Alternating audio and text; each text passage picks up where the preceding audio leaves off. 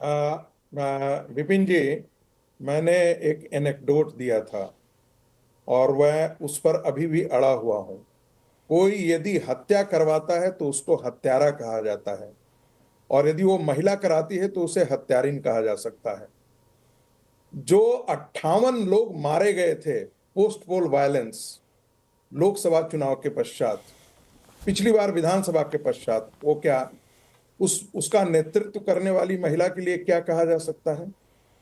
पंचायत के चुनाव में 75 लोग मारे गए थे, 28,000 लोग आसाम भागे थे, 36,000 लोग झारखंड भागे गए थे।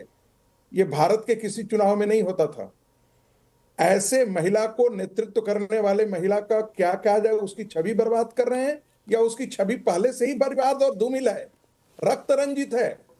जो महिला ये कहती हो संसद में स्पीकर के आसन को जाकर के पर्चा फाड़ करके फेंक देती है, जिसका कोई संसदीय चरित्र नहीं है, जो मर्यादा में विश्वास ही नहीं करती हो, अध्यक्ष के आसन के पास चिथड़े फेंक देती हो, वो क्या एक संसदीय चारित्रिक अब ये कोई उदाहरण है क्या?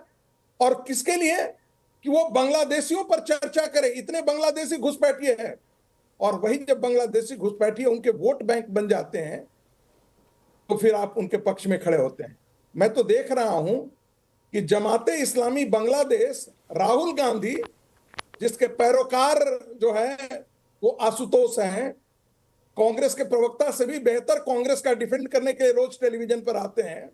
नहीं रागी साहब, पर्सनल अटैक मत कीजिए, रहने दीजिए। नहीं ठीक है, पर्सनली मत जाइए, फिर दूसरी जगह चली जाएगी डिबेट। नहीं उन्होंने चूंकि मेरा जिक्र करके बोला कि मैं भारतीय संस्कृति और क्या संस्कृति, उनसे मुझे संस्कृति की जरूरत नहीं, उन्होंने आपको ये बोला कि आपने जो शब्द यूज किए वो उनका अपना है, लेकिन अब वो कांग्रेस के प्रवक्ता या उनकी अपनी राय है, ठीक है, उन तक ही रहने देते हैं। लेकिन एक सवाल मैं संजय सरकार साहब के पास लेके जाता हूं, और अगेन मैं कह देता हूं साहब कि यहाँ आशुतोष, हाँ बिल्कुल सर, बिल्कुल आपका भी, कि यहाँ आशुतोष जी को गलत साबित करना पर्पस नहीं है, या किसी और चीज को जबरदस्ती सही साबित करना पर्पस नहीं है।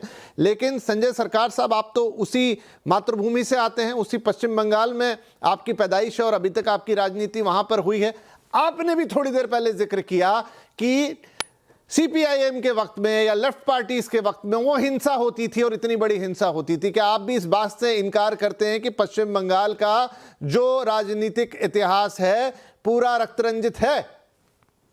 आप थोड़ी देर पहले बोल रहे थे ना, कहां पर बंगाल के बाहर में होता है, आपको मालूम है? थोड़ा दिन पहले त्रिपुरा में एडीसी मतलब जो प्रशासनिक चुनाव हुआ था, जहां पर त्रिपुरा मोटा 28 और 24 और भारतीय जनता पार्टी, वहां पर कितना रक्तरंजित हुआ था। अब देखें किस तरह से घर तोड़ा गया था, किस तरह से मारा गया था, किस तरह से पीटा गया, किस तरह से लौटा गया था। अब देखा त्रिपुरा में विदाउट कॉन्टेस्ट में पंचायत चुनाव में 90% सीट जीत जाता है। हिंदुस्तान का कहां पर है बताइए तो आप मेरे को। आप इतना बड़े बड़े चैनल में बैठे और रह गए संगीत रागी को बारी में हमने क्यों जहर उबालने के लिए आप, मुझे ऐसा क्यों लग रहा है, मुझे सरकार साहब ऐसा क्यों लग रहा है कि आप लोग एक दूसरे से ही थोड़ी प्रतिस्पर्धा रख रहे हैं, और वो भी थोड़ी खराब वाली। मैं बात कर रहा हूं तथ्यों की, मैं बात कर रहा हूं इतिहास की। आप एक दूसरे के ऊपर रंजिश निकाल रहे हैं।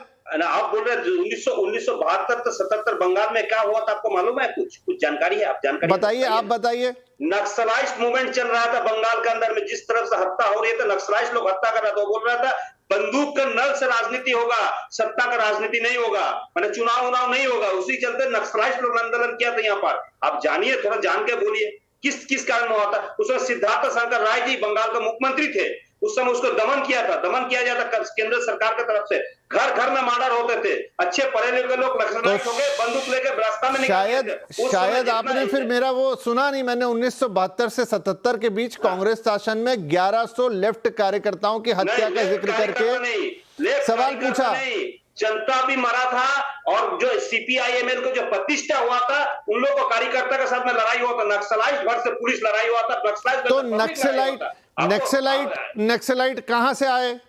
मंगल ग्रह से आए, सरकार साहब? नहीं देखिए, सीपीआई नक्सलाइट किसी नक्सलाइट क्या सिर्फ आपके राज्य में हुए? देश के बाकी राज्यों में नक्सल समस्या नहीं हुई? वहां के तो इतिहास ऐसे नहीं है। चारू मजुमदार से लेके बड़े बड़े दिग्गज नेता वहां पर थे, चारू महादेव सन्नाल। हाँ ठीक है, अच्छी बात है, वो सब ठीक है, वो अच्छी बात है। होना चाहिए।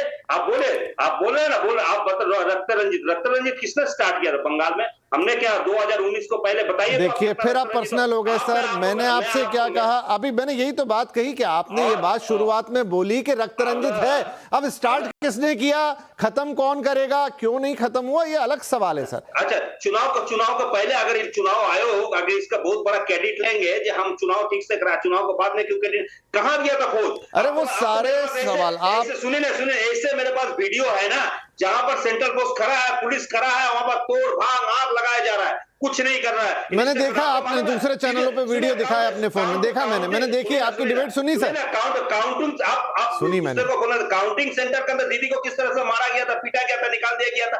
आप बताइए तो आप कौन से बैलेट से वोट हुआ था? पर काउंटिंग सरकार साहब, मैंने कहां पूछा, आप कहां से बात को कहां ले गए?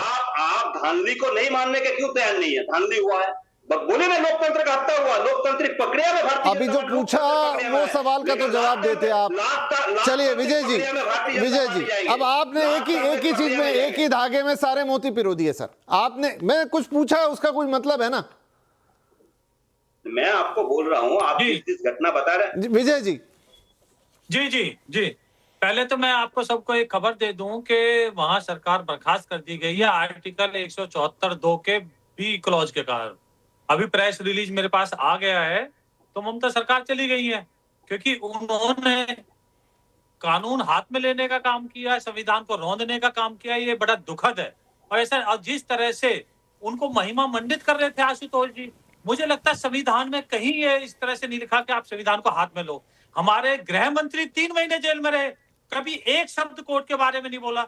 मेरे यशस्वी प्रधानमंत्री उस टाइम मुख्यमंत्री थे, 8 घंटे एसआईटी के सामने उनसे पूछताछ हुई, एक शब्द नहीं बोला, एक कार्यकर्ता सड़क के ऊपर नहीं आया। और जिस तरह से कांग्रेस के प्रवक्ता यहाँ बैठ के जस्टिफाई कर रहे हैं उस हिंसा को, अभी आपके टीवी चैनल के ऊपर बोला क्योंकि ये हिंसा इसलिए हुई है कि वहां चुनाव ठीक ही नहीं हुआ। तो इससे साफ जाहिर होता है कि टीएमसी और इंडी गठबंधन वाले मिले हुए हैं, प्रायोजित हिंसा है ये। तो इस तरह, क्योंकि जब टीवी के ऊपर ये साफ बोल रहे हैं, और आशुतोष जी किस तरह से ले रहे, जो महिला गृह मंत्री भी हो, उनके राज में एक महिला के साथ, एक बच्ची के साथ बलात्कार होता है, उनके सबूत नष्ट करने की कोशिश होती है, सीबीआई को जांच दी जाती है, और वो महिला एक शब्द नहीं बोलती है। और आप बताइए मुझे, मेरे पास ये आंकड़े हैं, मैं आंकड़े पढ़ के बताता हूँ। 2013 में 39 मौतें हुई पंचायत चुनाव में, 2016 में विधानसभा चुनाव में 8 मौतें, 2018 पंचायत चुनाव में 75 मौतें, 2019 लोकसभा चुनाव में 15 मौतें, 2021 विधानसभा चुनाव 29 मौतें हुई चुनाव होने के बाद में। इस तरह से 7,000 महिलाओं के साथ दुर्व्यवहार हुआ।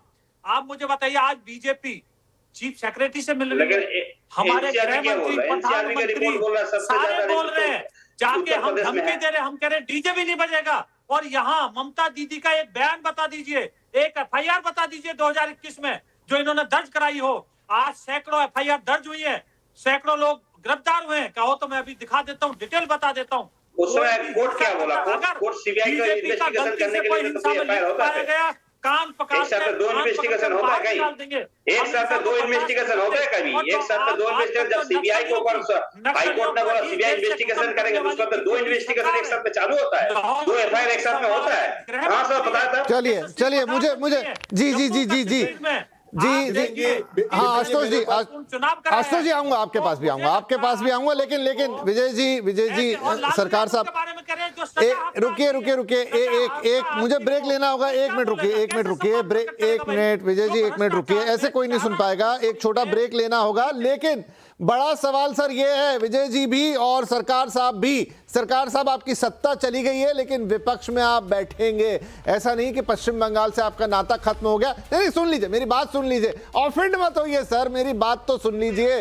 और विजय साहब, आप अब सत्ता में आए हैं, ये अब देखने वाली बात होगी कि बीजेपी सत्ता में पहुंची है, टीएमसी आप भी हैं जो कि बैठेंगे उसी सदन के अंदर, भले ही कुर्सियां अलग होंगी, लेकिन क्या ये हिंसा रुकेगी, ये हिंसा रुकेगी? क्या पश्चिम बंगाल में बदलाव आएगा? ये बड़ा सवाल होगा। हमने बहुत बात कर ली हिंसा की, लेकिन बदलाव की भी तो बात करेंगे। एक छोटा ब्रेक ले रहे हैं, ब्रेक के बाद सब कुछ बदला है, सत्ता बदली है, सब हुआ है, क्या वो बदलाव आएगा? क्या ये हिंसा, रक्त रंजित इतिहास जो भी है, मर्डर, खून खराबा चुनाव में बंद होगा? एक छोटा ब्रेक, ब्रेक के बाद बड़े सवाल।